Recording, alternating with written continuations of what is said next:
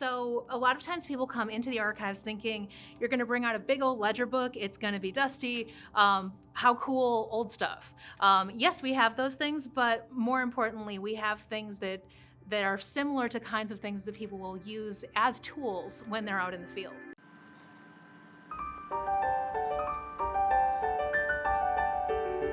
It's important to not think of it as history. It's important to think of it as documenting information. So when I talk to my colleagues across the system once a month, and they're always talking about the history students that are coming in and writing papers. That is what their perception is of how people use archives. At Stout, it's totally different. Our students are using video footage that our students took to embed in films and to build upon. Our students are designing fonts based upon print materials that other students made years ago. So I really like the open pedagogy component of what I do, when people can look at the work of previous students and use it to inspire their current work. And when they can do that in a very career-specific and creative way, that's the best thing.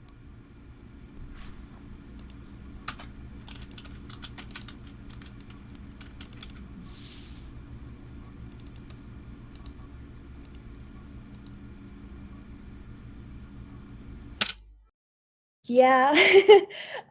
As I said, like, my family is very Christian. They do not know that I am gay. So going home every time they see something related to the LGBTQ community, it's always some sneering comment, some little argument, and I either have to keep my mouth shut and like be safe, or say something and risk accidentally coming out to my parents. My favorite item in the archives would be our oral histories, and specifically the ones that we work with students on creating. So we work with our Introduction to Queer Studies course, and most recently we've also worked with the psychology course, where students learn how to conduct oral histories and then actually talk with either fellow students, people in the community, Stout community, and get their different experiences. Specifically, the Intro to Queer Studies courses are really interesting because we don't have very much in our collections on queer history and the LGBTQIA+ experience at Stout, so this is a great way to get their voices and hear about their experiences. We look for historical silences.